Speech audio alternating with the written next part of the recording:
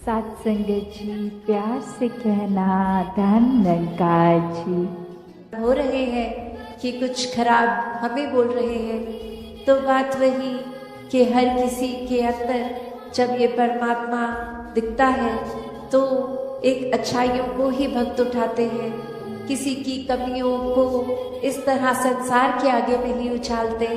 एक दिल में अगर वाकई ही एक कंसर्न है उस इंसान के लिए, तो उस इंसान को डायरेक्टली जाके उसके पीठ पीछे एक बैक बाइटिंग नहीं, उसको सामने जाकर बोला जाता है कि ये जो आपने बात कही वो ठीक नहीं थी, इसमें अगर आप सुधार कर लें तो वाकई ही आपका सुधार हो जाएगा, अगर आप अपने थोड़ा बिहेवियरल चेंज लेके आएंगे।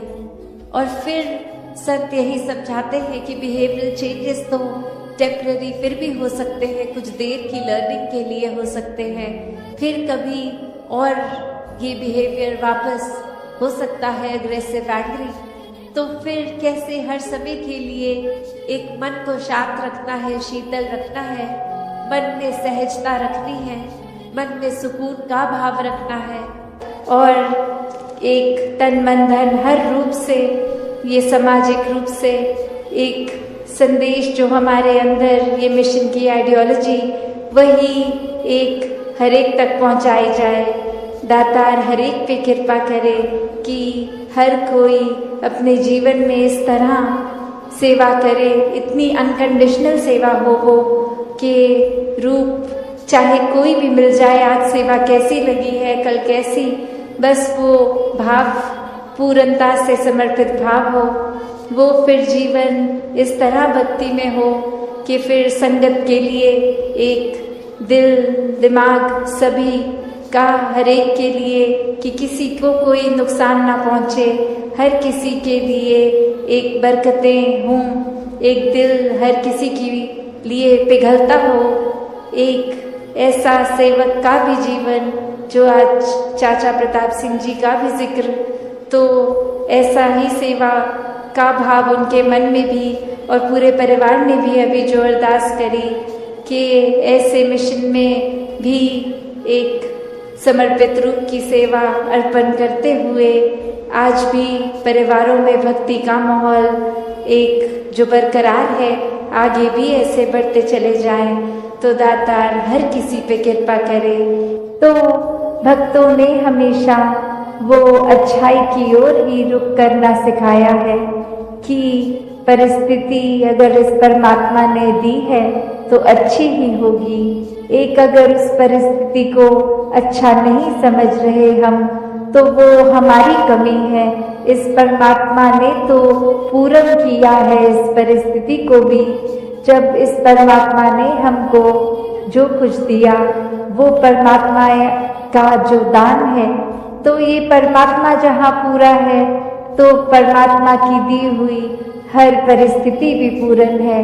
फर्क सिर्फ हमारे नजरिए का होता है कि उसको हम किस तरह देख रहे हैं, उस परिस्थिति में से हम निचोड़ क्या निकाल रहे हैं, उससे सिखलाई क्या निकाल रहे हैं। क्या हम सिर्फ हमारे अनुसार कुछ नहीं हुआ तो उसके वजह से इस परमात्मा को ही कोस रहे हैं, या ये भी मान रहे हैं कि ये ही हमारे लिए बेस्ट है और कैसे इसमें वरदान छुपा हुआ है।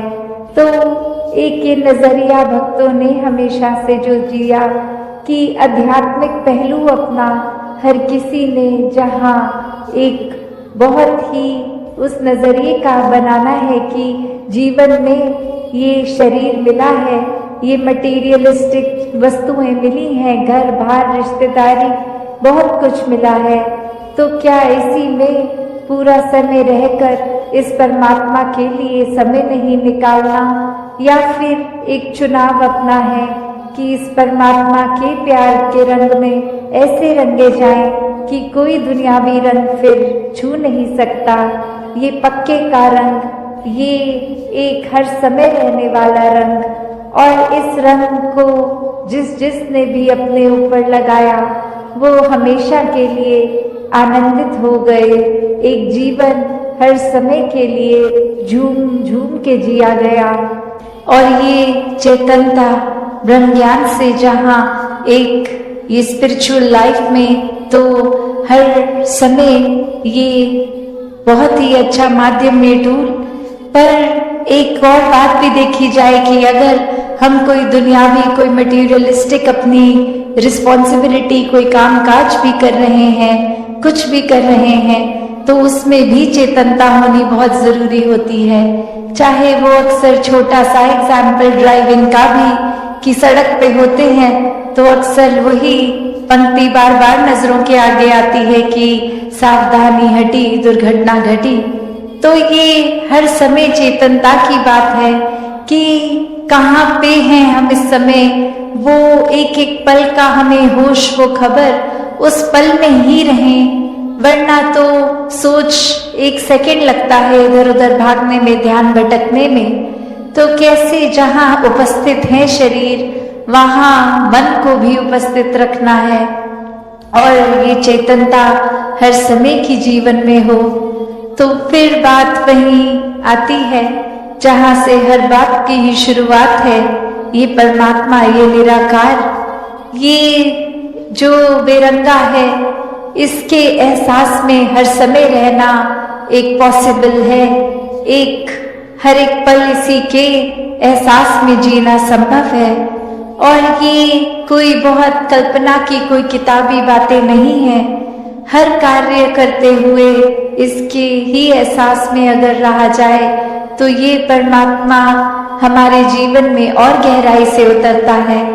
कैसे फिर जहाँ बात अभी जिक्र भी अहंकार का हुआ कि कैसे फिर मन हमारा अक्सर इतना ज्यादा, किसी ने थोड़ी तारीफ क्या कर दी, वो ही बात में इतना अपने आप को श्रेष्ठ मानते हुए एक ऐसी विचारधारा के अंतर्गत रोज जीना उठना खाना बैठना शुरू कि अब हमसे श्रेष्ठ तो कोई नहीं।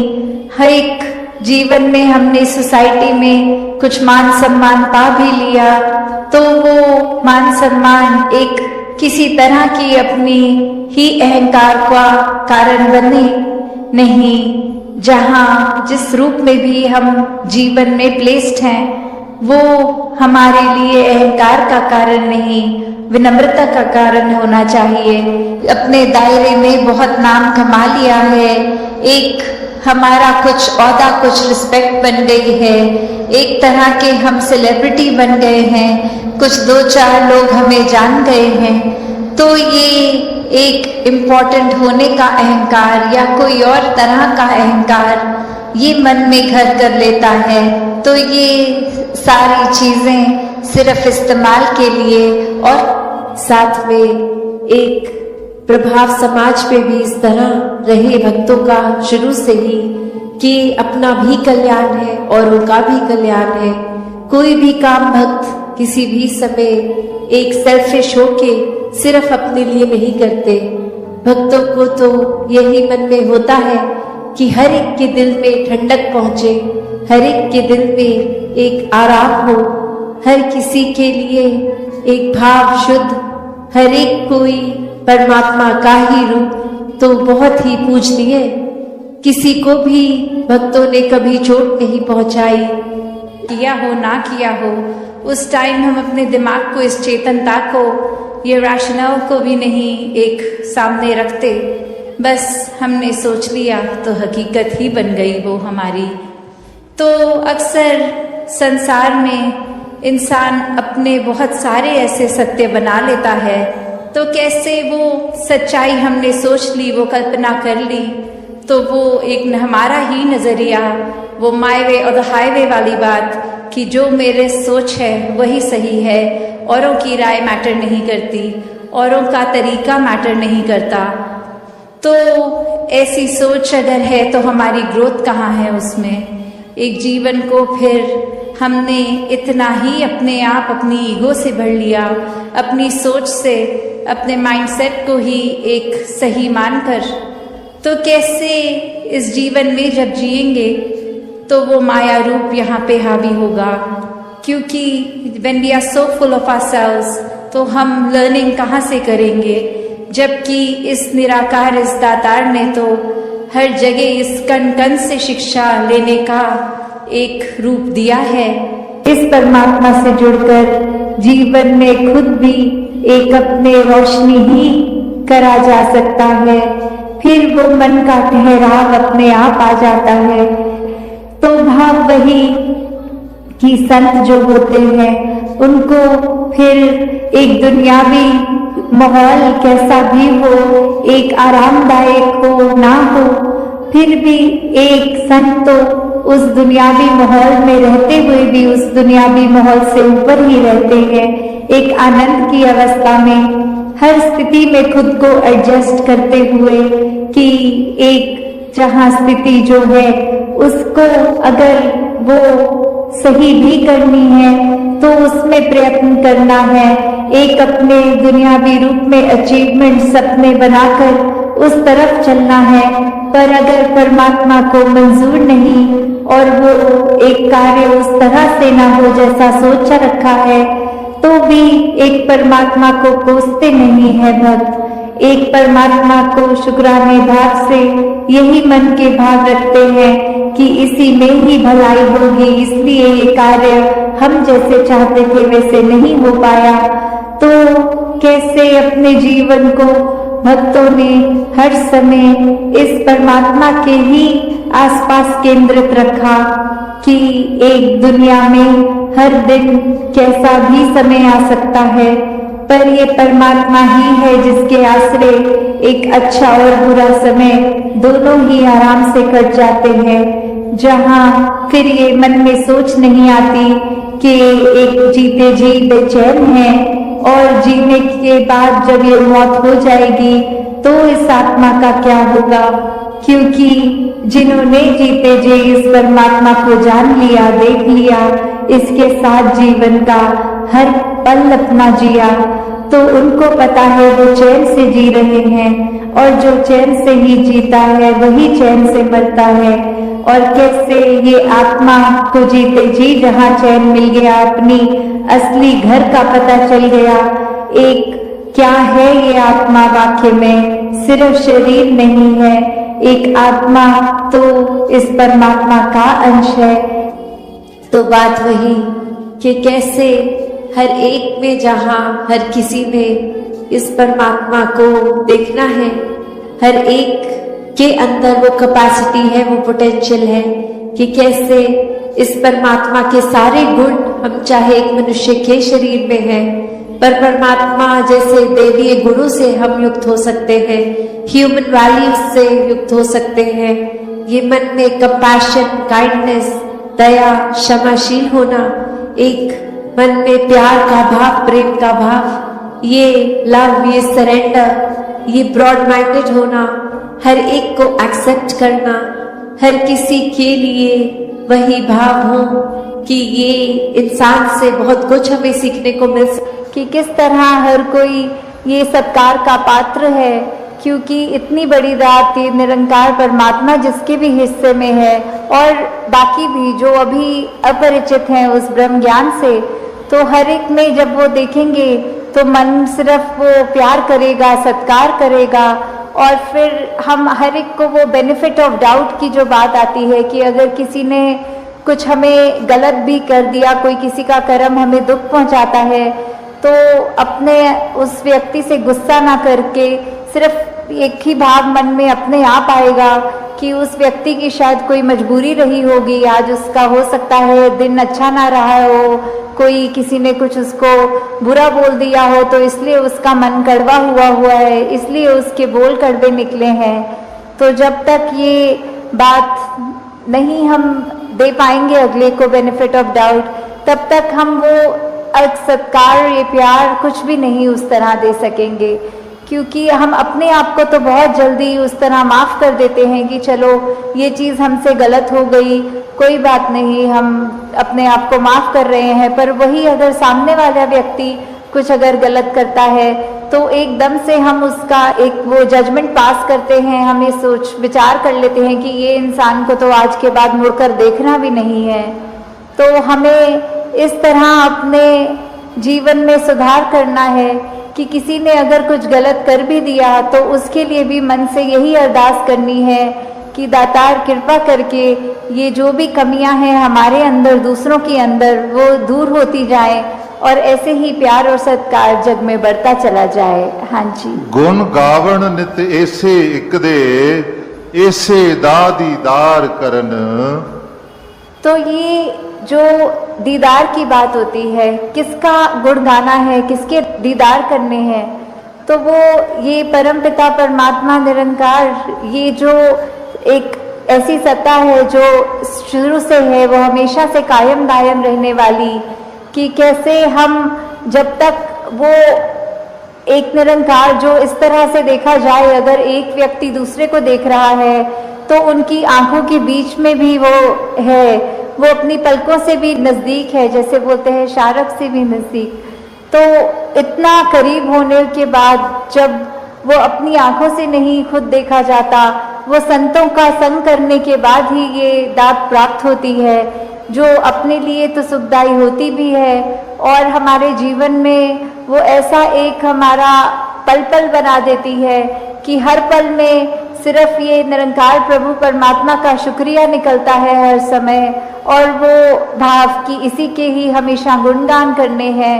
फिर बाकी चीज़ें लगता है कि है सबकी इम्पोर्टेंस अपनी है, पर निरंकार से ज़्यादा इम्पोर्टेंट कुछ नहीं, इस परमात्मा से ज़्यादा ज़रूरी कुछ नहीं। हाँ जी। इसे एक दे नाल जोड़ के बेड़ा जग दा पार करन। तो ये बेड़ा जग का, इससे क्या मतलब हो रहा है? इससे सिर्फ यही बात कि हम जब जीवन काल की यात्रा अपनी जी रहे हैं तो उसमें हमें क्या एक ऐसा जो बोलते हैं कि एक परमानेंट चीज़ क्या है, कि जो सबसे मजबूत चीज़ जिसने वो स्थिर है, उसने कभी हमारे उतार चढ़ाव के साथ उतरना चढ़ना नहीं है। जैसे एक तूफान आता है तो हमें बोला जाता है कि कोई ऐसी चीज़ को पकड़ लो, जैसे पेड़ या कुछ जो अपना ज़मीन के अंदर इतनी मजबूती से जिसकी नींव गड़ी हो, ताकि वो हवा फिर हमें उड़ा नहीं सकती। हमने एक ऐसी स्थिर चीज़ को पकड़ लिया है जिसके कारण हम भी, वो हवाएं हमको उड़ा के नहीं ले जा सकती। तो ऐसे ही जीवन में हम अपने जीवन को तब तक अपना अच्छे से जीवन जी सकेंगे जब तक हम ये निरंकार के साथ अपने मन से ना जुड़ें, तब तक वो एक जीवन भी हमारे उतार चढ़ावों के साथ फिर उथल पुथल मचाता है मन में। तो निरंकार का ही आसरा लेना है, निरंकार में ही अपनी श्रद्धा रखकर ये वो बात करनी है कि हमें ये अब जो स्थिर चीज़ मिल गई है, जो कभी एक सब किसी भी सिचुएशन में अपनी जगह से नहीं हिलती, तो हम फिर वो एक मजबूती का और सहारा लेते चलते जाते हैं और हमारा मन भी और सहारा पक्का करके एक विश्वास और बढ़ाकर फिर हमारे जीवन में ऐसे भी कोई कर्म नहीं हो पाते जो अपने लिए भी नुकसानदायक हों और औरों के लिए भी नुकसानदायक हों। हाँ जी। श्वास श्वास सिक नु सिमरण दूजा कदे त्यावण ना।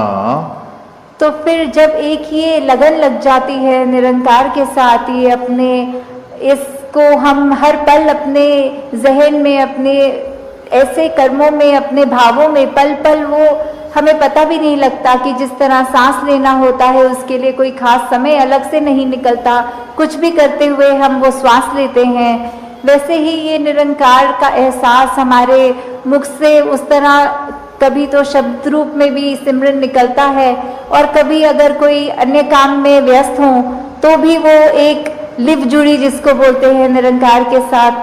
तो जब वो हो वहाँ पे हम रहे पूरे समय, तो दिन में कुछ भी करते चले जाएं पर लगातार एक चीज़ एक कांस्टेंट रहती है, वो है कि ये निरंकार का एहसास।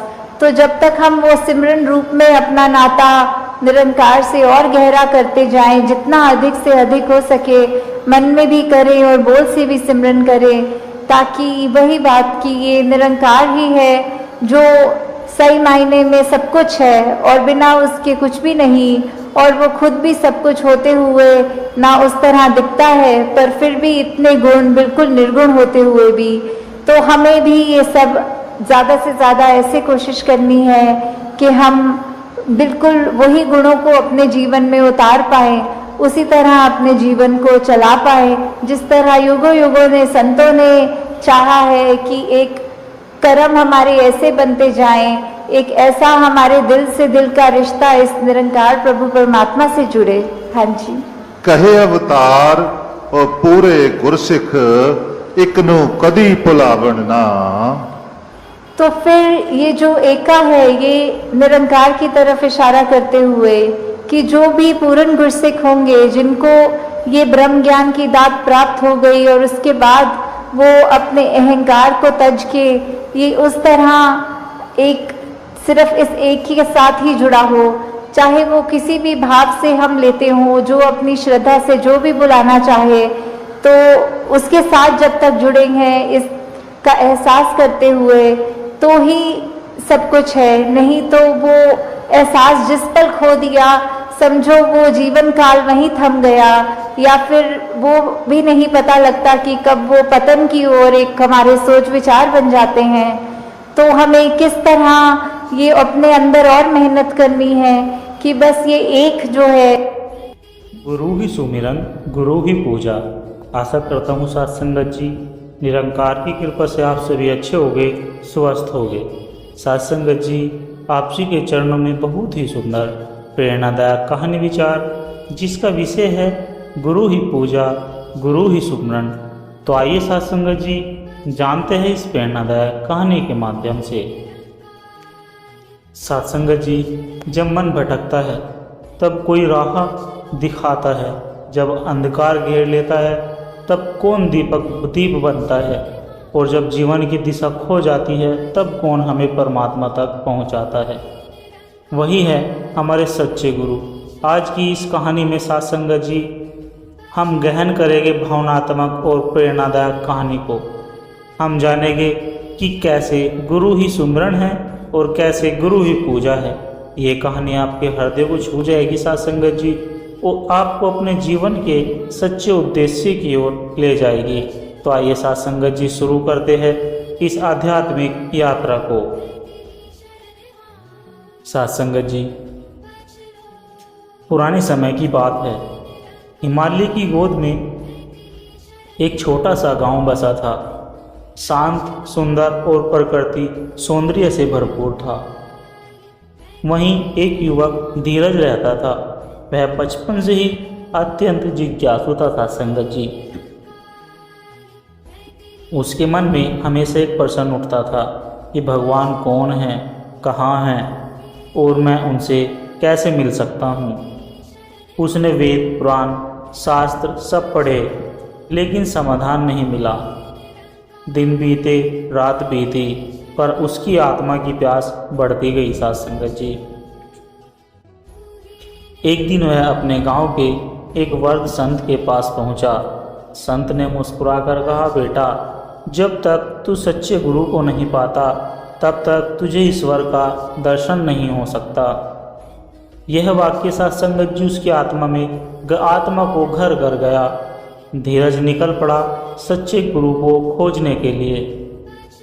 कई वर्षों तक अनेक संतों, बाबाओं, आश्रमों में गया, पर कहीं आत्मा को संतोष नहीं मिला। अंत में एक दिन उसे जंगल में एक अत्यंत शांतचित्त तेजस्वी महात्मा मिले, जिनका नाम स्वामी सतगुरु अनंत दास जी था। धीरज ने पहली बार ऐसा अनुभव किया कि कोई उसे भीतर से झांक रहा है। गुरु ने धीरज को तुरंत शिष्य बनाया। उन्होंने कहा, सच्चा शिष्य वही है जो अपने अहंकार का त्याग करता है। अगर तू सच में जानना चाहता है ईश्वर को, तो पहले अपने स्वयं को मिटाना होगा। धीरज ने अगले 3 वर्षों तक बिना किसी प्रश्न के गुरु की सेवा की।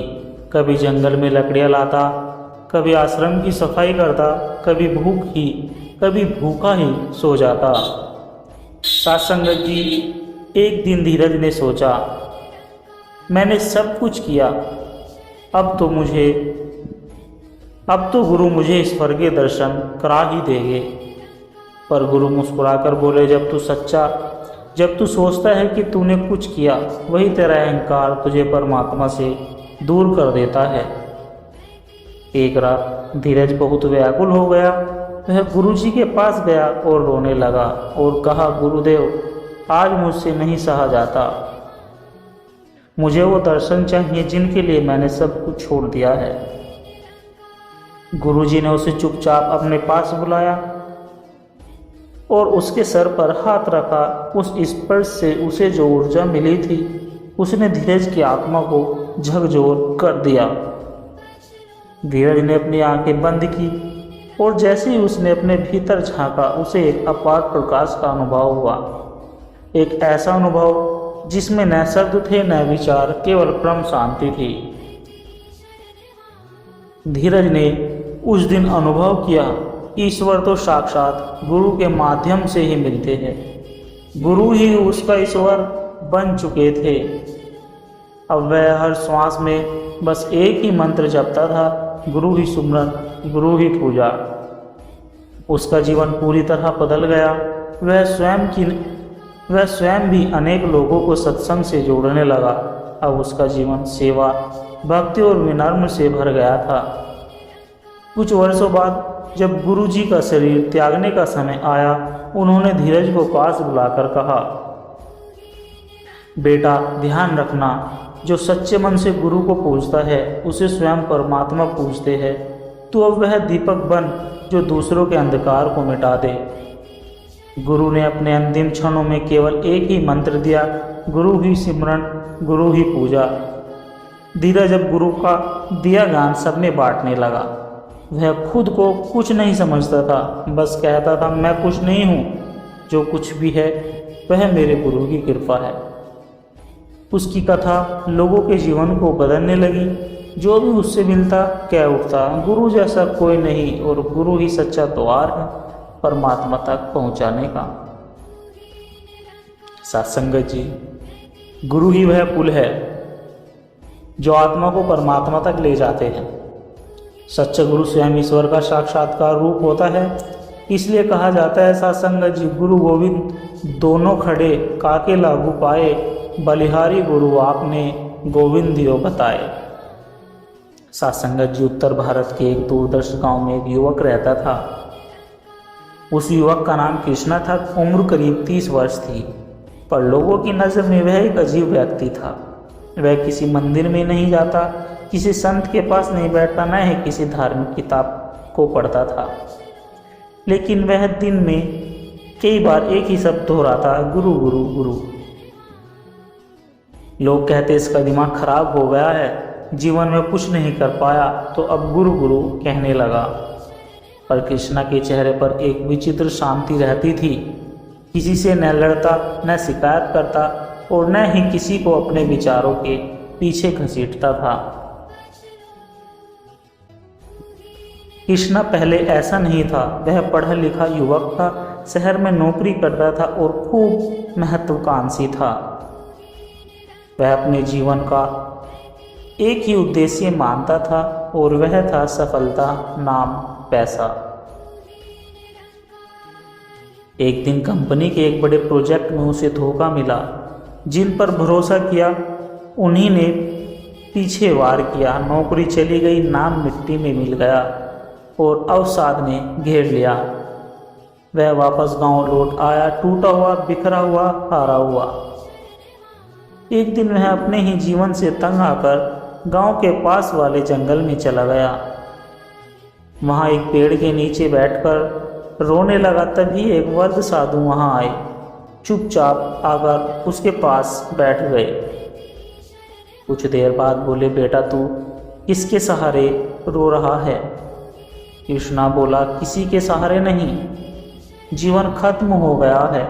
साधु ने शांत स्वर में कहा, खत्म वो होता है जो तुझसे जुड़ा हो ही नहीं। तू जिसे अपना मानता है वह तेरा था ही नहीं। अब एक बार स्वयं को गुरु के चरणों से जोड़ दे, देखना जीवन कैसे तुझ में खिल उठेगा। कृष्णा कुछ न बोला, बस उस वर्द के पांव पकड़कर रो पड़ा। वर्द ने कृष्णा को कोई मंत्र नहीं दिया, कोई पुस्तक नहीं दी, कोई धर्म नहीं बताया, बस एक बात कही, हर क्षण बस ये स्मरण करना कि जो कुछ भी हो रहा है वह गुरु की इच्छा से हो रहा है। यह स्वीकार कर ले, यही तेरा सुमरण, यही तेरी पूजा। कृष्ण ने उसी क्षण से एक व्रत लिया, हर परिस्थिति में केवल गुरु को स्मरण करना। जब भूख लगी गुरु को याद किया, जब किसी ने अपमानित किया गुरु को देखा, जब किसी ने फूल दिया गुरु को चढ़ा दिया। धीरे धीरे उसका मन शांत होने लगा। वह अब न दुख में टूटता न सुख में उड़ता, बस हर भाव में गुरु ही सुमरन, गुरु ही पूजा कहता। गांव वाले उसकी यह हालत देखकर उसे पागल कहने लगे। एक दिन गांव के कुछ पढ़े लिखे युवकों ने उसे घेर लिया। उन्होंने कहा, अगर गुरु ही भगवान है तो क्यों न तुम्हारे गुरु ने तुम्हें नौकरी दिलाई, क्यों तुम आज भी फटे कपड़े पहनते हो। कृष्णा ने मुस्कुराकर उत्तर दिया।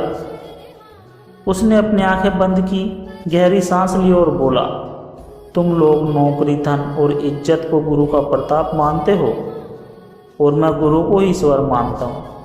जैसे श्वास आती है तो जीवन चलता है, वैसे ही मेरे जीवन का एक एक पल गुरु की कृपा से ही चलता है।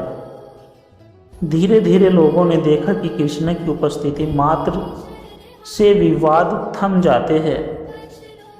जो उससे कुछ क्षण बैठता है वह भीतर तक शांति से भर जाता है। एक दिन एक बुजुर्ग महिला रोती हुई उसके पास आई, बोली, उसका बेटा दुर्घटना में चला गया था। कृष्ण ने बस इतना कहा, माँ, हम जो भी खाते हैं वह कभी हमारा था ही नहीं। सच्चा अपना तो बस गुरु है जो कभी नहीं जाता। उस दिन पहली बार गांव वालों ने कृष्णा के सामने सिर झुकाया। सत्संगत जी, कृष्णा ने कई वर्षों तक गांव में रहते हुए सेवा, सच्चाई और समर्पण का जीवन जिया। फिर एक दिन वह जंगल की ओर चला गया, वही स्थान जहां पहली बार साधु से मिला था। वहीं बैठकर उसने ध्यान किया और कहा, गुरुदेव, अब मुझे अपने मूल स्थान पर लौटना है। कहा जाता है उसी रात एक प्रकाश की किरण जंगल में दिखाई दी और कृष्णा का शरीर वहीं बैठा रहा, शांत, स्थिर, निर्विकार, जैसे केवल शरीर रह गया हो। आत्मा तो गुरु में विलीन हो चुकी थी। कृष्णा की समाधि आज भी उस गांव में है। वहाँ कोई मूर्ति नहीं, कोई झंडा नहीं, कोई चढ़ावा नहीं, केवल एक पत्थर पर खुदे शब्द है और वे ये शब्द है, गुरु ही सुमरन, गुरु ही पूजा। जो यह जान गया उसने स्वयं को पा लिया। सत्संगत जी है कहानी उस सत्य को प्रकट करती है जो भजन, पूजा, मंदिर, कर्म कांड से परे है। जब जीवन के हर भाव, हर परिस्थिति, हर सोच में गुरु का अंश दिखाई दे, तभी वास्तव में कहा जाता है गुरु ही पूजा, गुरु ही सुमिरन। सत्संगत जी, उत्तराखंड की वादियों में एक छोटा सा गांव था। उस गांव का नाम शिवपुर था। इस गांव में एक युवक ब्राह्मण रहता था जिसका नाम ओंकार था। बचपन से ही वह धार्मिक था, शास्त्र पढ़ता, व्रत रखता, मंदिरों में सेवा करता, लेकिन उसे एक सवाल हमेशा परेशान करता था कि मैं कौन हूँ। वह वेद पढ़ाता, उपनिषद सुनाता, लेकिन उत्तर नहीं मिलता। माता पिता कहते तू ब्राह्मण है, यही तेरा धर्म है। गुरुजी कहते तू आत्मा है, पर पहले संसारिक कर्तव्य पूरा कर। पर ओंकार का मन उस उत्तर के बिना अधूरा रहता जो वह जानना चाहता था। एक दिन ओंकार ने ठान लिया, जब तक इस प्रश्न का उत्तर नहीं मिलेगा तब तक घर नहीं लौटूंगा। वह हिमालय की ओर निकल पड़ा, एक लाठी और एक मटकी लेकर। रास्ते में कई साधुओं से मिला, किसी ने ध्यान बताया, किसी ने मंत्र, किसी ने पूजा विधि, लेकिन उसका प्रश्न वही था। आखिरकार एक दिन वह एक निर्विकार और मौन साधु से मिला जो केवल मुस्कुराता था, बोलता नहीं था। ओंकार ने पास जाकर वही प्रश्न पूछा कि मैं कौन हूँ। साधु ने उसका हाथ में एक पत्थर रख दिया और इशारा किया, इसका उत्तर अपने भीतर खोज। ओंकार हैरान था, ये कैसा उत्तर है। साधु ने उसे पास की एक गुफा में रहने को कहा और बस 3 नियम बताए। पहला नियम, सुबह सूर्य को देखकर मौन प्रार्थना करना। दूसरा नियम, हर दिन सिर्फ एक बार भोजन करना। तीसरा नियम, मैं कौन हूँ इस प्रश्न को हर श्वास के साथ दोहराना। पहले कुछ दिन कठिन थे, विचार उथल पुथल कर रहे थे, मन भटक रहा था, लेकिन धीरे धीरे जैसे समय थमने लगा। एक दिन ध्यान में बैठे हुए अचानक उसकी सांसें धीमी हो गई और भीतर गूंजा, मैं शरीर नहीं हूँ, मैं विचार हूँ, मैं अनुभव करता भी नहीं हूँ, मैं वही हूँ जो इन सब का साक्षी है। उसका शरीर वहीं बैठा रहा, पर भीतर प्रकाश का विस्फोट हुआ। सत्संगत जी साधु उसके पास आए, उसकी आंखों में देखा और बोले, अब तुझे कुछ नहीं पूछना है। ओंकार ने पहली बार मुस्कुराकर कहा, अब कुछ नहीं जानना, अब तो बस होना है। साधु बोले, तो जान तू वही है, अजय अविनाशी सतचित आनंद, यही आत्मा है, यही परमात्मा। अब जहाँ रहे वहाँ तेरा मंदिर है, वहीं तेरा तीर्थ है। ओंकार अब गांव लौटा, पर अब वह साधारण युवक नहीं था, अब वह सत ओंकार था, संत ओंकार था। न उसे कोई विशेष वस्त्र चाहिए, न कोई विशेष सम्मान। वह खेतों में काम करता, बच्चों को प्रेम से पढ़ाता और वृद्धों को सहारा देता।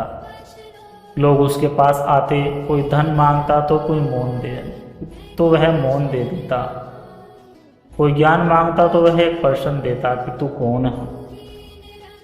धीरे धीरे शिवपुर एक तीर्थ बन गया, जहाँ लोग किसी चमत्कार के लिए नहीं बल्कि स्वयं को खोजने आते थे। संत ओंकार के अंतिम समय में उनके शिष्य ने पूछा, गुरुदेव आपने क्या पाया?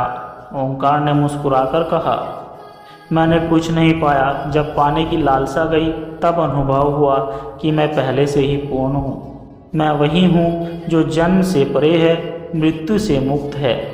इतना कहकर वे मौन हो गए और अंत में वही मौन उनके देह त्याग का साधन बन गया। सत्संगत जी, है कहानी केवल ओंकार की नहीं, यह हम सभी की कहानी है, हम सभी संतों की कहानी है। हर दिन हम कितनी चीज़ों के पीछे भागते हैं, सम्मान, धन, रिश्ते, ज्ञान, लेकिन जो सबसे ज़रूरी है वह है कि मैं कौन हूँ, उसे अनदेखा कर देते हैं, उसे नहीं जान पाते। जब यह प्रश्न भीतर गूंजता है और हम गुरु, मौन और साधना के माध्यम से इसका उत्तर खोजते हैं, तभी हमें आत्मा और परमात्मा का एकत्व अनुभव होता है। सत्संगत जी दास के द्वारा कहे गए प्रेरणादायक कहानी विचार यदि आप जी को अच्छे लगे हैं तो वीडियो को लाइक करें, शेयर करें और कमेंट बॉक्स में धन निरंकार जी जरूर लिख दें और दास को आशीर्वाद दे।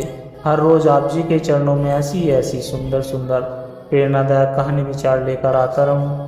और सत्संगत जी दास की प्यार भरी विनती आप जी के चरणों में कि दास के चैनल पर यदि आज आप नए हैं या अभी तक आपने दास के चैनल को सब्सक्राइब नहीं किया तो आप जी के चरणों में हाथ जोड़कर विनती कि दास के चैनल सोना इंस्पायर विचार को सब्सक्राइब जरूर कर ले। सत्संगत जी प्यार से कहना, धन निरंकार जी। सत्संगत जी प्यार से कहना, धन निरंकार जी। आप सभी ने संतों महात्माओं के वचनों को सुना और वो सिखलाई वही थी जो युगों युगों ने संतों ने दी।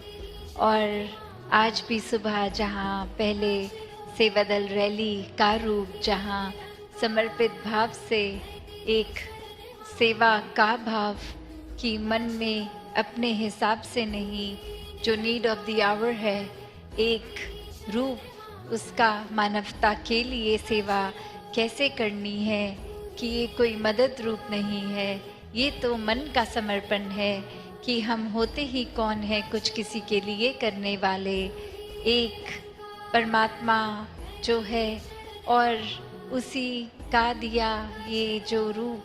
तो हम जहाँ ये परमात्मा के साथ इसी के ऊपर आधारित मन को करते हैं, और जब ये समझ लेते हैं कि ये परमात्मा ने जो बल अगर बख्शा भी है तो भी इससे सदुपयोग ही हो, इस शरीर से सेवा हो सके, मन को एक परमात्मा के साथ जितना जोड़ेंगे उतना ही ज़्यादा मन भी पवित्र होगा, क्योंकि ये निराकार इस मन में बसेगा।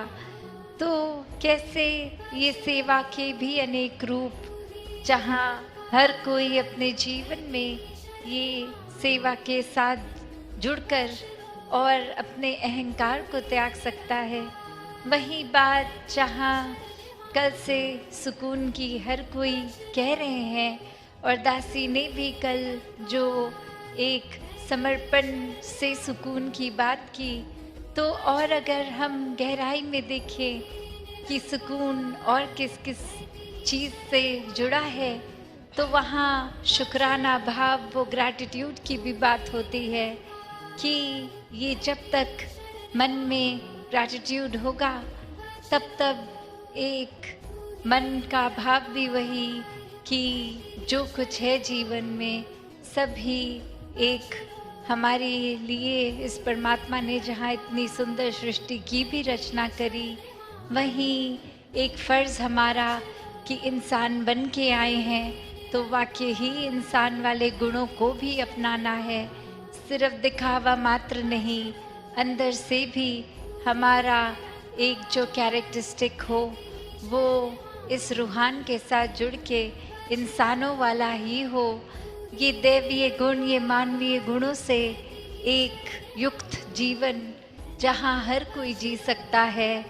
वहीं जितना ज़्यादा इस परमात्मा को जानने के बाद ये परमात्मा के जो चाहे ये निर्गुण निराकार है, फिर भी सारे ही गुण इसी में हैं, तो वैसा ही एक जीवन, ऐसे ही जीवन से हम भी युक्त हो सकते हैं। तो ऐसे गुणों को अपनाते जहाँ चले जाएं, वहीं ये बार बार दासी आपके चरणों में बात वही रखती है कि हम जहाँ कोई भी परिस्थिति में एक या तो शिकायत शिकवे कर सकते हैं इस परमात्मा से, या फिर उसी परिस्थिति में एक शुक्राने भाव से, because gratitude turns everything that we have into enough, कि ये जब मन में ग्रैटिट्यूड की बात है तो जो कुछ है, जो भी है जीवन में, चाहे वो फ़र्क नहीं पड़ता कि वो एक महल है या झोपड़ी है, एक रूप इस परमात्मा का जहाँ एक कर्तव्य हमारा पारिवारिक पालन पोषण का तो है ही, तो कोई काम से एक मन चुराने वाली बात नहीं हो रही। यहाँ एक मेहनत तो हर एक ने करनी है, इस समाज में हर एक ने रहना है और समाज और घर में रहकर ही भक्ति करनी है। कोई अपने आप को एक घर परिवार और अपनी एक रिस्पॉन्सिबिलिटी से काट के एकांत में कहीं दूर जंगलों में जाकर नहीं भक्ति करनी, क्योंकि एक परमात्मा ने जहाँ प्लेस किया है जिस रूप में, वहीं पे करनी है, एक आंख बंद करके नहीं, आंख खोलकर हर समय की। तो बात वही कि अपनी क्षमता अनुसार जो भी जीवन में एक आर्थिक रूप, एक धन दौलत रूप, और वही जो भी है उसको फिर अपने से ज़्यादा अगर किसी और का है वो देखकर अपने मन का सुख नहीं खोना। और जैसे दासी ने कुछ दिनों पहले भी ये आपके चरणों में बात रखी कि अगर हम साइंटिफिकली बात करें तो ब्रेन का वही हिस्सा है जो एक शुक्राना भाव, एक ग्रैटिट्यूड लाता है, और वही हिस्सा एंग्जाइटी भी लाता है। तो एक अपने उस हिस्से से दिमाग के क्या हमने करना है वो चुनाव हमारा है।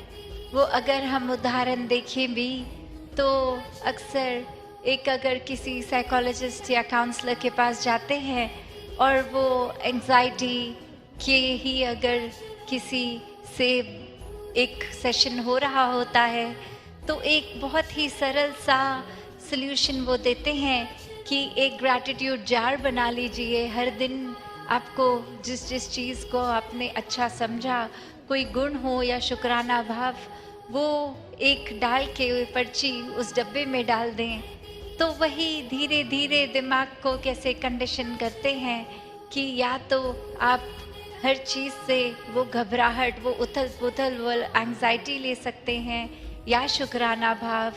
तो बात वही कि संतों ने भी हमेशा एक शुक्राने को ही महत्वता दी है कि ज़रूर हमें अगर इस निराकार दातार ने समाज में रखा है, तो कुछ अगर समाज की चीज़ें हैं जो बदलने लायक हैं, उसको जहाँ बदलना भी कर्तव्य है, वहाँ एक जो परिस्थिति है उसको भी बहुत रियलिस्टिक होकर एक उसमें भी शुक्राना करना है।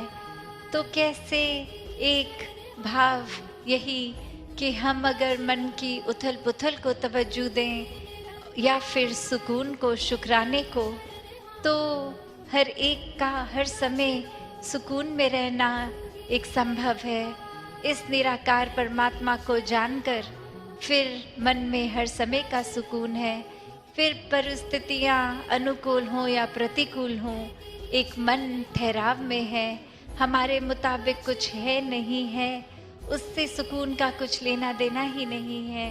परिस्थिति अगर एक हमारे हमने जैसे अक्सर कुछ सोचा होता है ऐसा पूरे दिन में करेंगे और अचानक से कुछ सीरीज ऑफ इवेंट्स ऐसे हो जाते हैं कि उस तरह से दिन को दिनचर्या नहीं कायम हो सकती, तो एक मन बेचैन नहीं होता, क्योंकि उसमें भी दिखता है कि अगर कुछ और हमारी सोच से हटके हुआ है तो इसमें भी परमात्मा की ही देन है, यही बेहतर ही के लिए है, इसी में कुछ बेहतर है।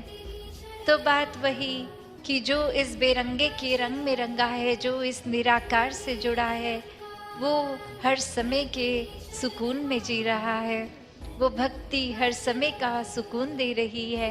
और फिर वो भक्त कभी भी अपनी एक ग्रास रूट के भाव को नहीं छोड़ता। एक कहानी का सहारा दासी लेके ये बात रखेगी कि कैसे एक व्यक्ति जा रहा था कहीं और वो बहुत ही एक शहर का एक बहुत ही इन्फ्लुएंसर था, एक बहुत ही अमीर व्यक्ति था और बहुत ही साधन, घर बार, एक गाड़ियाँ, और कहीं किसी लेक्चर पे जाते जाते उनकी गाड़ी खराब हो जाती है और अब एक समय की भी पाबंदी कि ये समय पर पहुंचना है। तो अब साधन क्या, सामने नज़र जाती है एक व्यक्ति अपना रिक्शा लेके खड़ा है और अब वो व्यक्ति जब अपने रिक्शे की ओर एक वो देखकर कि मैं यही साधन अपना लेता हूँ, कम से कम एक समय से तो जहाँ पहुँचना है वहाँ पहुँचेंगे, और अब वही रिक्शे में सवार वही सोच कि इतनी गाड़ियाँ भी किस काम की, जब वो कहीं जाने के काम ही नहीं आई, वो खराब हो गई।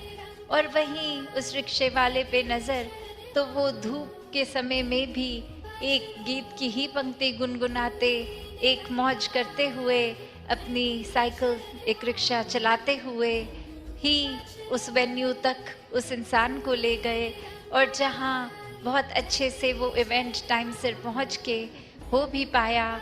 तो फिर उस व्यक्ति के मन में आया कि ये जो रिक्शे वाले ने इतना सहयोग किया, मुझे समय से पहुँचाया, इसको कुछ इनाम दिया जाए। और इनाम के तौर पे वो अपने घर दफ्तर इनवाइट करके बहुत अच्छा एक भोजन भी देते हैं, एक तोहफों से भी नवाजते हैं। और ये सब करते हुए वो रिक्शे वाले की भी परिस्थिति पहले जैसी, जो गीत वो उस समय गुनगुना रहा वही एक संगीत हर समय वो गुनगुनाते ही गए। और फिर एक स्वभाव उस इंसान को इतना अच्छा लगा कि बोला, आप रिक्शा छोड़िए, आप हमारे यहाँ ही नौकरी पे लग जाइए, आपको एक घर भी खरीद के दे देते हैं, उसी में रहिए। और फिर ये वही गीत फिर से गुनगुनाते हुए दिनचर्या अब वो रिक्शे वाले की चलती रही। और फिर एक दिन उस मालिक के ख्याल में आया कि ये ऐसे कैसे हर समय ऐसी भाव में रहते हैं, चाहे परिस्थिति पहले गरीबी से अमीरी की ओर हुई और तब भी वही कामने शक्ल पे वही एक ही गीत गाते रहते हैं। एक कोई भी मन में उतार चढ़ाव नहीं आया। तो कुछ ना हासिल के बाद इतना कुछ मिल गया, तो अब परिस्थिति फिर से बदली जाए तो देखते हैं कि ये कैसे पेश आते हैं। और वहीं अचानक से बोल दिया गया कि आपको नौकरी से भी निकाला जाता है और जो घर आपके लिए लिया था उसको वापस लिया जाता है। और फिर वही इंसान गीत गुनगुनाते अपनी सारी जो चाबी वगैरह सब सबमिट करके फिर अपनी ही झोपड़ी की ओर वापस उसी आनंद में। और जब ऐसा देखा गया कि कुछ दिन लगातार किसी न किसी को भेजा गया कि देख के आओ अब वो कैसे जी रहे हैं, तो हर एक ने आके उस मालिक को यही कहा कि ये तो बिल्कुल जैसे यहाँ होते थे वैसे ही गीत गाते हुए मौज मस्ती में अपनी झोपड़ी में वापस उसी तरह की अपने रिक्शे पे एक दिनचर्या चल रही है उनकी। तो अब उस मालिक के ध्यान में आया कि ये समझा तो जाए कि क्या है। तो आगे से वो रिक्शे वाले बोलते हैं कि एक परमात्मा ने जिस तरह एक साधन झोपड़ी रखा, फिर आपको साधन बना के भेजा, एक इंस्ट्रूमेंट बना के भेजा। आपने बेशक वो अपग्रेड तो दे दिया पर वो आपने नहीं, परमात्मा ने ही दिया है। हर चीज़ आज तक जो भी दी है परमात्मा ने ही दी है। और अगर फिर आप ही के ज़रिए वो लग्जरीज ले भी ली वापस और वापस झोपड़ी में दी तो भी इसी का ही देना है। तो एक मन में क्यों उतार चढ़ाव आए, मन परिस्थिति के हिसाब से इतना क्यों उन सामान से, उन वस्तुओं से, उन चीज़ों से जुड़ जाए कि फिर ये परमात्मा को ही कोसे। हर समय इस परमात्मा का ही शुक्राना हो, जो दे रहा है परमात्मा वो हमारी बेहतरी के लिए हमारे अनुसार ही है। तो कैसे एक ये भी रूप जहाँ एक मन में कुछ भी होता जाए, जब परमात्मा टिका है तो फिर इसकी हर चीज़ में इसी को प्रसाद समझकर कि हर परिस्थिति इस परमात्मा का ही प्रसाद है, उतना ही अच्छा है जितना एक कुछ और परिस्थिति होती अगर। तो ऐसे संत भक्त अपना जीवन जीते हैं कि एक अपने जीवन में हमेशा एक प्राथमिकता परमात्मा को बनाकर, एक प्राथमिकता जब एक मन टिक गया इस परमात्मा में, प्रेमा भक्ति की अवस्था हो गई, एक प्यार परमात्मा से हो गया, तो हम भी पूरे के पूरे प्रेम ही बन गए। और फिर जब खुद ही प्रेम है तो जिससे भी मिलेंगे वो प्रेम ही बटोरेंगे, बांटते चले जाएंगे। तो वही भाव कि खुद जहाँ एक प्यार बन गए, एक मन में सब्र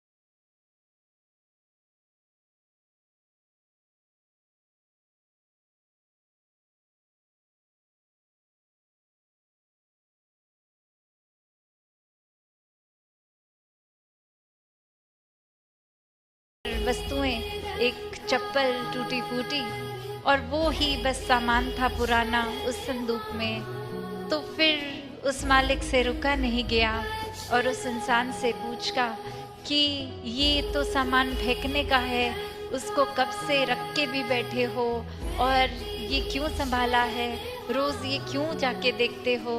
तो बात वही, वो इंसान कहता है कि मैं कहाँ से शुरुआत मेरी थी, क्या हाल था, क्या औकात थी, वो खुद को याद दिलाता हूँ कि आज अगर इतनी सुख सुविधाएं हैं तो भी एक समय पे क्या था। तो वही शुक्राने का भाव कि चाहे ये जो भी जीवन में